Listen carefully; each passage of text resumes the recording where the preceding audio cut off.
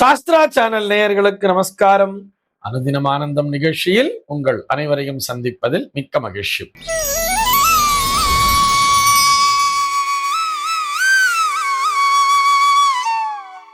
இன்று 15/2/2026 இந்த நாள் குறித்து பஞ்சாங்கம் என்ன சொல்றதுன்னு பார்க்கலாம் வாங்கோ. இன்றைய தினம் விஸ்வாவசுவருடம் மாசி மாதம் 3ஆம் தேதி ஞாயிற்றுக்கிழமை. திதி பார்த்தோம்னா தேய்பிறை திரையோதசி திதி மாலை 5:05 வரைக்கும் இருக்கு. அதனைத் தொடர்ந்து தேய்பிறை சதுர்த்தசி திதியானது வந்து விடுகிறது. இன்னைக்கு நட்சத்திரம் பார்த்தோம்னா உத்திராடம் நட்சத்திரம் இரவு 7:47 வரைக்கும் இருக்கு. அதனைத் தொடர்ந்து திருவோணம் நட்சத்திரம் என்பதும் வந்து விடுகிறது. இந்த நாள் முழுவதுமே ஒரு அமிர்த யோகம் கூடிய நாளாக அமைந்திருக்கிறது. இது போக பஞ்சாங்கத்திலே வரக்கூடிய யோகம் அப்படின்னு சொல்லி பார்த்தோம்னா இன்றைய தினம் யதிபாதம் அப்படிங்கிற ஒரு யோகத்தை கொடுத்திருக்கா. கரணம் பார்த்தோம்னா வணிஜை அப்படிங்கிற ஒரு கரணத்தை கொடுத்திருக்கா. இந்த நாளானது ஒரு மேல் நோக்கு நாளாக அமைந்திருக்கிறது. இன்னைக்கு என்ன ஸ்பெஷல் அப்படின்னு சொல்லி பார்த்தோம்னா நாம் அனைவரும் அறிந்தது போல் இன்றைய தினம் பஞ்சாங்கத்திலே மகா சிவராத்திரி அப்படிங்கிறத கொடுத்திருப்பா, மாச சிவராத்திரிங்கிறதையும் கொடுத்திருப்பா. ஒவ்வொரு மாதமுமே இந்த சிவராத்திரி என்பது சம்பவிக்கும். அதாவது தேய்பிறை சதுர்த்தசி நாள் அன்று, அமாவாசைக்கு முதல் நாள் அந்த தேய்பிறை சதுர்த்தசி இரவு நேரத்திலே என்றைக்கு வியாபித்துக் கொண்டிருக்கிறதோ அன்றைக்குத்தான் மாத சிவராத்திரிங்கிறத கொடுத்திருப்பா. அதிலும் இன்றைய தினம் மகா சிவராத்திரி, அதாவது இந்த மாசி மாதத்திலே வரக்கூடிய தேய்பிறை சதுர்த்தசி நாளைத்தான் மகா சிவராத்திரி என்ற பெயரில் அழைப்பார்கள். ஆக இன்றைய தினம் அருகிலுள்ள சிவாலயத்திற்கு சென்று அங்கே இரவிலே நடக்கக்கூடிய அத்தனை கால பூஜைகளிலும் கலந்து கொண்டு எல்லா விதமான வரங்களையும் பெற்று நல்லபடியாக வாழ வேண்டியது. இது போக இன்றைய தினம் பஞ்சாங்கத்திலே வியசிரா அப்படிங்கிறதையும் கொடுத்திருப்பா. இது என்ன வியசிரா அப்படின்னு சொல்லி பார்த்தோம்னா யதிபாத சார்த்தம், ஒரு வருடத்திலே 96 நாட்கள் முன்னோர் வழிபாட்டிற்குரிய நாட்களாக வரும். அந்த வரிசையிலே இந்த நாளும் ஒரு நாளாக அமைந்திருக்கிறது. யதிபாத யோகம்ங்கிறது சம்பவிக்கிறது அல்லவா, அதனால இந்த நாள்ல யதிபாத சார்த்தம் அப்படிங்கிறதையும் கொடுத்திருப்பா. ஆக இன்றைய தினம் காலையில பகல் பொழுதுல என்ன பண்ணணும்னா முன்னோர் வழிபாட்டினை செய்துவிட வேண்டும். மாலை பொழுதிலே சிவாலயத்திற்கு சென்று அந்த இறைவனையும் வழிபட வேண்டும் என்பதற்காக நினைவூட்டுகிறோம். சென்னையை பொறுத்தவரை இன்றைய தினத்தினுடைய சூரிய உதயம் என்பது காலை 6:35 சூரிய அஸ்தமனம் என்பது மாலை 6:11 சந்திர அஸ்தமனம் என்பது மாலை 4:26 சந்திர உதயம் என்பது நாளைய தினம் அதிகாலை 5:29 சம்பவிக்கிறது. பிரம்ம முகூர்த்தம் பார்த்தோம்னா நாளைய தினம் அதிகாலை 4:55 முதல் காலை 6:34 வரையில் நீடித்திருக்கிறது. சென்னையை பொறுத்தவரை இன்றைய தினத்தினுடைய ராகு காலம் என்பது மாலை 4:44 முதல் 6:11 வரையிலும், யமகண்டம் என்பது மதியம் 12:23 முதல் 1:50 வரையிலும், குளிகை காலம் என்பது மதியம் 3:17 முதல் மாலை 4:44 வரையிலும் சம்பவிக்கிறது. தினாந்தம் பார்த்தோம்னா இன்றைய தினம் இரவு 1:55 கொடுத்திருக்கா. சூலம் பார்த்தோம்னா இன்றைக்கு மேற்கே சூலம் பகல் 11:13 வரையில் இந்த சூல தோஷம் என்பது உண்டு. அதற்குரிய பரிகாரமாக வெள்ளம் தானம் விடுத்துவிட்டு மேற்கு திசையை நோக்கி பயணிக்கலாம் அப்படிங்கிறதையும் சொல்லி இருக்கா. நமது சாஸ்திரா சேனலில் திருக்கோவிலூர் KB ஹரிபிரசாத் சர்மா அவர்கள் வழங்கும் தினசரி பஞ்சாங்க குறிப்பு, ஆன்மீகம் மற்றும் ஜோதிட தகவல்களை உள்ளடக்கிய நிகழ்ச்சி அனுதினம் ஆனந்தம். தினம்தோறும் அதிகாலை 5:45 மணிக்கு. இத்துடன் திங்கட்கிழமை தோறும் உபன்யாச நிகழ்ச்சி, புதன்தோறும் அறிந்த புராணமும் தெரியாத கதைகளும், வியாழந்தோறும் வேதபுரி பிரம்மஸ்ரீ H யுவராஜ சாஸ்திரிகள் வழங்கும் நீதி சாஸ்திரம், வெள்ளிக்கிழமை தோறும் அபீதாஸ்ரீ வழங்கும் ஸ்திரீ டைம் ஆகிய சிறப்பு நிகழ்ச்சிகள் உங்களுக்காக எக்ஸ்க்ளூசிவா நம்ம சாஸ்திரா சேனலில் மாலை 5 மணி முதல் ஒளிபரப்பாகிறது. மறக்காம பாருங்கோ, லைக் பண்ணுங்கோ, சப்ஸ்கிரைப் பண்ணுங்கோ, முக்கியமா உங்க ஃப்ரெண்ட்ஸ் அண்ட் ரிலேட்டிவ்ஸ் குரூப்ஸ்க்கு ஷேர் பண்ணுங்கோ. இன்றைய தினத்தினுடைய தகவலாக ஒவ்வொரு ஞாயிற்றுக்கிழமை நாளுமே நம்ம கதை நேரம் அப்படிங்கிறத பார்த்துட்டு வரோம் இல்லையா. ரொம்ப சீரியஸா போயிட்டு இருக்கிற மாதிரி இருக்கு. அதனால இப்ப என்ன பண்ணலாம்னு சொன்னா ஒரு ஜாலியா ஒரு கதையை பார்க்கலாமேன்னு சொல்லிட்டு ஒரு நேயர் கூட கமெண்ட்ஸ் போட்டிருந்தார். அதனால ஒரு ஜாலியான ஒரு கதை. இது மிகவும் ஒரு பழைய கதைதான் என்றாலும் சமீபத்தில் முகநூலில் படித்ததும் இன்றைய சூழ்நிலை நினைவிற்கு வந்தது. அதை உங்களோடு பகிர்ந்து கொள்ளலாம் என்று விரும்புகிறேன். ஒரு வியாபாரியினுடைய கதை தானம். ஒரு ஊர்ல ஒரு ஒரு வியாபாரி அப்பதான் அந்த ஊருக்கு வந்து சேர்றான். அவன் என்ன வியாபாரம் பண்ண போறான்னு பார்த்தோம்னா, அவன் என்ன சொல்றான், ஒரு அனௌன்ஸ்மெண்ட் கொடுக்குறான். அவன் என்ன சொல்றான்னா, எனக்கு எனக்கு குரங்குகள் என்பது தேவைப்படுகிறது.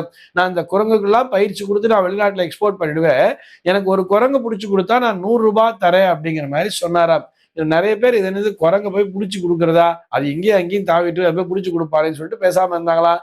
ஆனா ஒரு சில பேர் பார்த்தோம்னா இந்த ₹100 ஆசைப்பட்டு அங்கும் இங்கும் தாவி கொண்டிருந்த ஒரு சில குரங்குகளை பிடித்து அந்த வியாபாரிகிட்ட கொண்டு வந்து கொடுத்தாங்களாம். அவனும் ₹100 காசை கொடுத்துட்டானா. அவன் கொடுத்த உடனே இது அப்படியே பரவ ஆரம்பிச்சுதான். பரவாயில்லையே, ஒரு குரங்குக்கு ₹100 கொடுக்குறாங்களேன்னு சொல்லிட்டு வீட்டுல சும்மா அங்க கூட என்ன பண்ணாங்களாம், கொஞ்சம் இல்ல போய் குரங்கு பிடிச்சிட்டு வந்தா காசு கொடுப்பான்னு நினைச்சிட்டு கிளம்ப ஆரம்பிச்சாங்களாம். அப்ப இவன் இன்னொரு அனௌன்ஸ்மெண்ட் கொடுத்தானா, ஒரு குரங்கிற்கு ₹200 தருகிறேன்னு சொல்லிட்டு ₹200 தரேன்னு சொன்ன உடனே எல்லாருக்கும் ஒரு மகிழ்ச்சி, மிகவும் சந்தோஷம் வேற வந்துருச்சு. உடனே என்ன பண்ணாங்கன்னா, எல்லாரும் அங்க இங்க தேடி பிடிச்சு அலைஞ்சு பிடிச்சு கொண்டு வந்து குரங்கை இவங்கிட்ட கொடுத்தாங்களா. கொடுத்த உடனே இவன் எல்லாருக்குமே ₹200 காசும் கொடுத்துட்டானா. இது இப்படி பக்கத்து ஊருக்கெல்லாம் வேற பரவ ஆரம்பிக்கிறது. அவன் ₹200 கொடுக்குறான் குரங்குக்கு அப்படின்னு சொல்லிட்டு நிறைய பேர் காத்து கொண்டிருக்கிறார்கள், அவன் எப்போ அனௌன்ஸ் பண்ணுவான்னு சொல்லிட்டு. அடுத்து பார்த்தோம்னா இன்னும் கொஞ்ச நாளே அனௌன்ஸ் பண்ணானா, ஒரு குரங்கிற்கு ₹500 தருகிறேன்னு சொல்லிட்டாராம். சொன்ன உடனே இந்த சுத்துப்பட்டு வட்டாரம், அந்த ஒரு டிஸ்ட்ரிக்ட் ஃபுல்லாவே எடுத்துக்கலாமே, எல்லா இடங்களிலும் இருந்த குரங்குகள் எல்லாம் பிடிக்கப்பட்டது. கிட்டத்தட்ட ஒரு ஆயிரக்கணக்கான குரங்குகள், நிறைய குரங்குகளை எங்கெங்கெல்லாம் சுத்திட்டு இருக்கிற குரங்கெல்லாம் எல்லாரும் சேர்ந்து பிடிச்சு கொண்டு வந்து கொடுக்குறா. எல்லாருடையும் இவன் வாங்கிக்கிறான். எல்லா குரங்குகளையும் வாங்கிட்டு எல்லாருக்கும் சொன்ன மாதிரி ₹500 காசும் கொடுத்துட்டானாம். எல்லாருக்கும் ₹500 கொடுத்துட்டு ரைட்டுன்னு சொல்லிட்டு எல்லா குரங்குகளையும் பத்திரமா பார்த்துக்கோன்னு சொல்லிட்டு வேலைக்காரன்ட்ட சொல்லிட்டு போறானா. வேலைக்காரன்ட்ட சொல்லி, அப்பா இந்த குரங்கெல்லாம் பத்திரமா வச்சுக்கோ, எல்லா குரங்குகளையும் பத்திரமா வச்சுக்கோ. இதுல பார்த்தோம்னா என்ன தெரியுமா, இந்த ₹500 குரங்குங்கும் போது யாருக்குமே கிடைக்கல குரங்கு. ₹200 குரங்கு நிறைய எல்லாரும் பிடிச்சது கொடுத்துட்டாங்க இல்லையா. அதனால ₹500 பார்த்தா 4-5 குரங்கு தான் கிடைச்சுதான். எல்லாத்தையும் பத்திரமா பார்த்துக்கப்பா, பத்திரமா வச்சுக்கோ, ஏன்னா நாளைக்கு டிமாண்ட் ஆயிடும், ரொம்ப கிடைக்காம போயிடும், குரங்கெல்லாம் பத்திரமா வச்சுக்கோ, நான் வெளியூர் போயிட்டு வந்துடுறேன், நாங்க ஊர்ல ஃபாரின்ல போய் நான் போய் பேசிட்டு வர போறேன், டிமாண்ட் பண்ணி நாங்க போய் பேசிட்டு வர போறேன், அந்த குரங்கெல்லாம் நம்ம வந்து ஃபாரினுக்கு எக்ஸ்போர்ட் பண்ணணும், நான் போய் பேசிட்டு வர போறேன்னு சொல்லிட்டு எல்லாருக்கும் தெரியற மாதிரி சொல்லிட்டு இவன் ஊரை விட்டு போயிட்டானா. இவன் போன உடனே அங்கிருந்து திரும்ப வந்து அவன்கிட்ட இருந்து ஒரு போன் வந்திருக்கு. அவன் போன் வந்தோடனே குரங்கெல்லாம் ரொம்ப இதுவா இருக்கு, நான் ஊருக்கு வந்த உடனே ₹2000 ஒரு குரங்கு வாங்கிக்க போறேன் எல்லாத்தையும், ஏன்னா இங்க வந்து ₹5000 நான் குரங்கு வித்துடலாம் போல இருக்கு, அதனால ஒரு குரங்கு 2000 வந்து அனௌன்ஸ் பண்ண போறேன்னு சொன்னானாம். அந்த ஓனர், அந்த வியாபாரி இருக்கான் இல்லையா, வேலைக்காரனுக்கு போன் பண்ணி சொல்றான். இது வேலைக்காரன் மூலியமா இங்க இருக்கிறவங்களுக்கு எல்லாம் தகவல் பரவிடுறது. ஆகா, நம்ம போய் குரங்க புடிச்சிட்டு வந்து இவன்ட்ட ₹2000 கொடுத்துடலான்னு பார்த்தோம்னா எங்கேயும் குரங்கே இல்லையே, என்ன பண்றதுன்னு தெரியல, எல்லாம் சுத்தி சுத்தி வராங்களாம். இங்க எங்கேயுமே குரங்கே கிடைக்கல, ஏன்னா எல்லாத்தையும் பிடிச்சு கொண்டு வந்து கொடுத்துட்டாங்களே, இவன்ட்ட வச்சுக்கிட்டு இருக்கா. இப்போ இந்த இவன் என்ன பண்ணானா, இவன் யோசிக்கிறான், இந்த வேலைக்காரன். இந்த வேலைக்கார யோசிச்சு என்ன பண்றா, எல்லாரையும் கூப்பிட்டு என்கிட்ட இருக்கிற குரங்கையே நான் கொடுத்துறேன், நான் தான் ஃபுல்லா எல்லாம் சேர்த்து வச்சிருக்கேன்ல, நான் எப்படியாவது நான் என்னுடைய ஓனரை சமாளிச்சுக்கிறேன், கேட்டா அதெல்லாம் வேற ஒரு இடத்துல ஷிஃப்ட் பண்ணி பத்திரமா வச்சுக்கிறேங்கிற மாதிரி சொல்லியிருக்கேன், நான் சொல்லிக்கிறேன், ஒரு குரங்கு ₹1500 தரேன், வாங்கிக்கிறீங்களான்னு கேட்டிருக்கா. இவங்க எல்லாருக்கும் என்ன ஆசைன்னா, எங்கேயுமே குரங்கு கிடைக்கல, ஒரு ₹2000 வேற தரேன்னு சொல்றா, இப்ப நம்ம ₹1500 கொடுத்து குரங்க வாங்கிக்கலாம்னு சொல்லிட்டு எல்லாரும் இவன்ட்ட ஒவ்வொருத்தரா வந்து ₹1500, ஒருத்தருக்கு தெரியாம ஒருத்தருக்கு தெரியாம ஒருத்தரா வந்து ₹1500 காசு இந்த வேலைக்காரன் கொடுத்து, இவன் வேலைக்காரன் கூண்டுல அடைச்சு வச்சிருக்கான் இல்லையா, அந்த குரங்கு எல்லாம் ஒவ்வொருத்தரா எல்லாரும் வாங்கிட்டு போயிட்டாளாம். வாங்கிட்டு எல்லாரும் வாங்கிட்டு போயாச்சு, இவங்கிட்ட இருக்கிற மொத்த குரங்கும் தீர்ந்தும் போச்சு. அப்புறம் பார்த்தா இந்த ஞாயிற்றுக்கிழமை அன்னைக்கு வரேன்னு சொல்லியிருக்கான்னு சொல்லிட்டு எல்லாரும் ரெடியா காத்துட்டு இருக்கா, இவன் எப்படா வருவா, இவன்ட்ட ₹2000 வித்தா நமக்கு ஒரு குரங்கு ₹500 லாபம் கிடைக்கும்ல, இல்லைன்னா நம்ம டிமாண்ட் பண்ணி கூட பேசலாம், அவன்ட்ட எனக்கு ₹2500 கொடுத்தாதான் அவன் கொடுப்பான்னு சொல்லி பேசலாம், நமக்கு ஒரு குரங்கு ₹1000 லாபம் கிடைக்கும்னு சொல்லிட்டு எல்லாம் குரங்க வாங்கி பத்திரமா வச்சுட்டு இருந்தாலாம். அதனால பார்த்தா அந்த ஞாயிற்றுக்கிழமையும் வந்தது, இந்த வியாபாரி வரவே இல்லை. சரி 2 நாள்ல வந்துருவான், 3 நாள்ல வந்துருவான்னு பார்த்தா வரவே இல்லை. இந்த குரங்கு வீட்டுல வச்சுட்டு இருக்கிற குரங்கனுடைய அட்டகாசம் தான் தாங்க முடியல இவங்களால.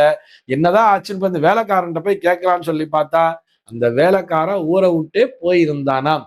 அப்பதான் இவங்களுக்கு எல்லாம் புரிஞ்சுது, இது அந்த வேலைக்காரனும் அந்த வியாபாரியும் ஒன்றாக இணைந்து செய்த சதி அப்படிங்கிறது, ஏமாற்றி இருக்கிறார்கள் நம்மைங்கிறத இவங்களுக்கு அப்பதான் புரியுது.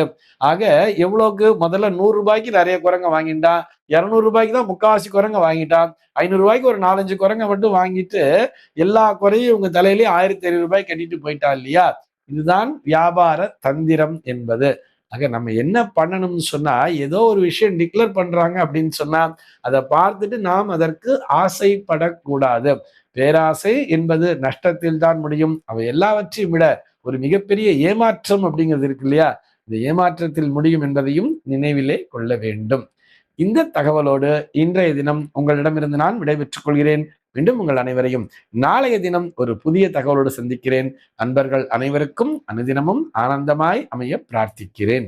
லைக் பண்ணுங்க, சப்ஸ்கிரைப் பண்ணுங்க, முக்கியமா உங்க ஃப்ரெண்ட்ஸ் அண்ட் ரிலேட்டிவ்ஸ் குரூப்ஸ்க்கு ஷேர் பண்ணுங்க.